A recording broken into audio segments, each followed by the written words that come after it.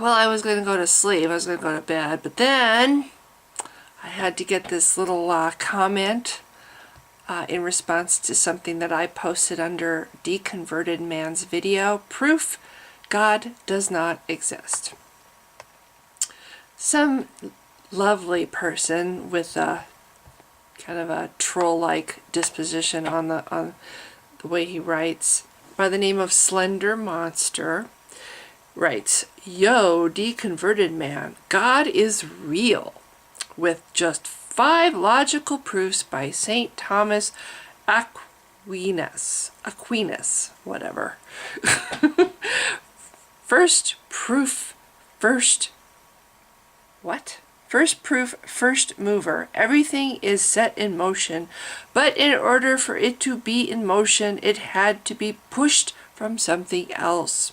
There had to be a first, he capitalizes these 2 words, first being that had to start this process. That being is God. He just knows this. He's got special secret knowledge, he's got personal contact directly with the big guy upstairs. That being is God. Of course, we don't know which God exactly he's talking about. Do you think, coincidentally, it just happens to be his God? Yeah, I betcha. Of course, it's his God. Of all the thousands of gods, a miracle. It just happens to be his God. Ugh. Okay. If you would like to talk about it, yeah, right, message me or search it up.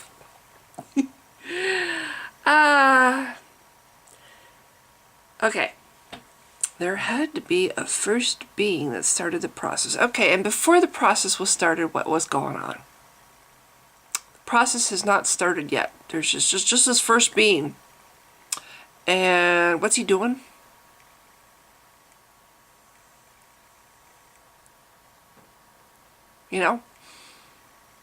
I'm assuming there's absolutely nothing anywhere. It's just this being, utter complete blackness. No up, no down, no left or right.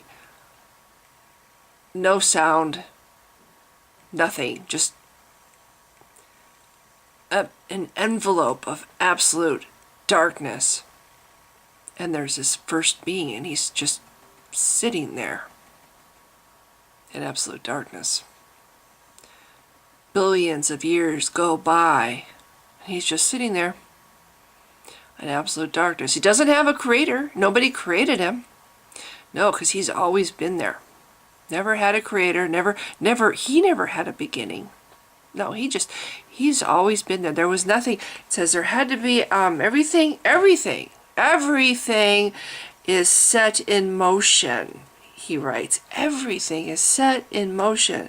But in order for it to be in motion, it had to be pushed from something else. But this being, this first being, no, this rule doesn't apply to this first being. This first being was not set in motion. And it wasn't set in motion by being pushed from something else either. It just exists. It wasn't created by anybody. There's no greater intelligence that created it. Like everything else needs to have a greater intelligence to create intelligence, right? You have to have intelligence to create intelligence. Not this guy. He doesn't need intelligence to create him. He doesn't need a greater being to create him. He doesn't have a creator.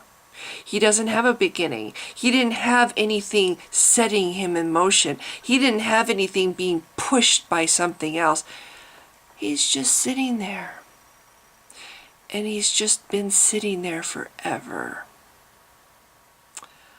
And millions of years go by. Nothing. Just sitting there. And then what happens?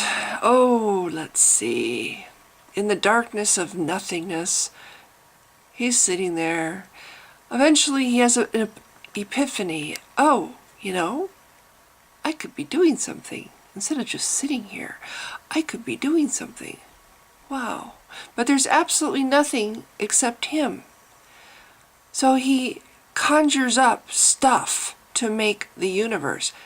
The universe, Christians like to say, oh, the universe had to come from something. Okay. Science does actually teach that the universe does come from something. Just like science teaches that life comes from something. It develops over millions of years.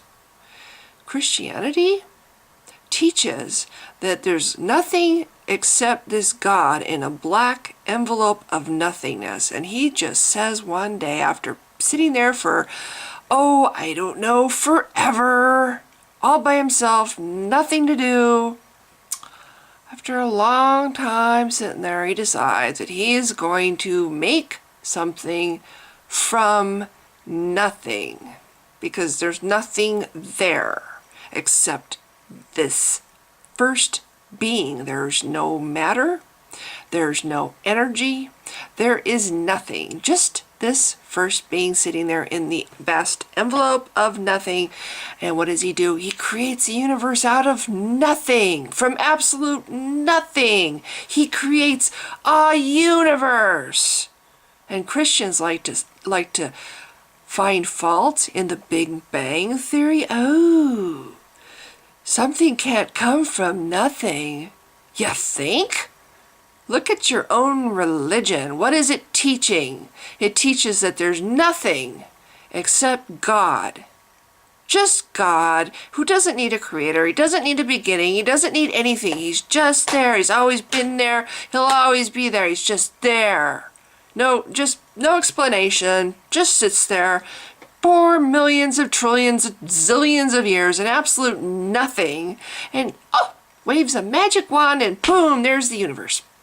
Where did the matter come from? Where did the energy come from? Where did all the things that require to make a universe come from? Like gravity and I don't know, I'm not a scientist, but all the other things. Where did they all come from? Did he just wave his little magic wand and it just all appeared? And Christians say that the Big Bang Theory is silly because it says something comes from nothing. No, your religion teaches this. Same is true with the start of life. We have evolution that teaches that life happened over millions of years of climate change and natural selection.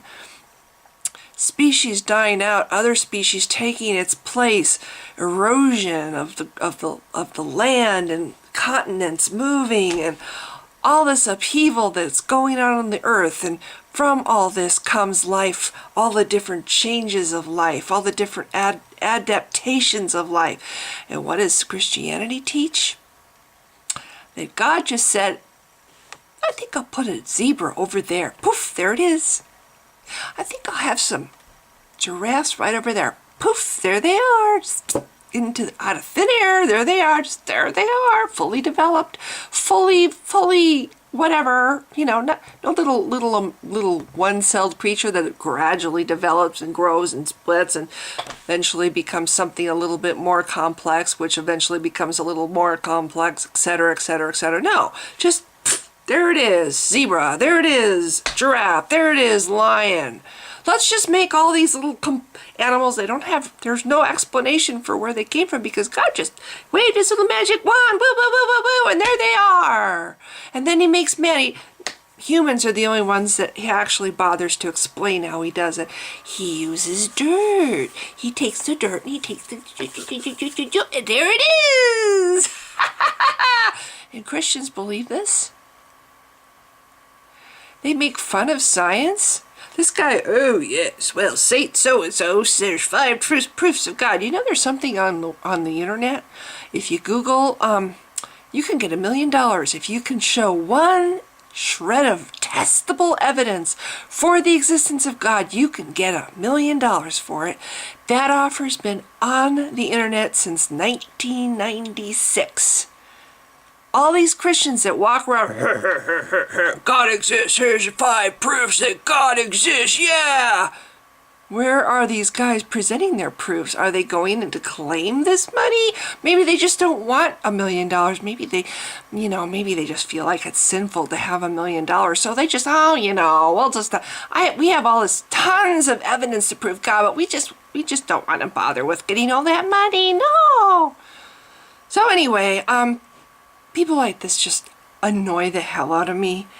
It's like, God exists, God is real, and if I say it enough times, it's gonna be true. Really? I was gonna go to bed, but I saw this guy's little arrogant comments, and I just had to say something. Somebody named Scientricity writes, he's quoting this guy, there had to be a first being that had to start this process. Argument from ignorance. That being is God. Argument from ignorance. We don't know, therefore God is an argument from ignorance. I'm sorry, the whole thing makes no sense at all. Oh, he's just sitting there in the empty void of space for how many bazillions of... How long did he just sit there doing nothing, sitting on his thumbs, perfectly happy apparently? Oh, you know, I'm just sitting here. I'm like a little bubble floating around with nothing to do, just floating around.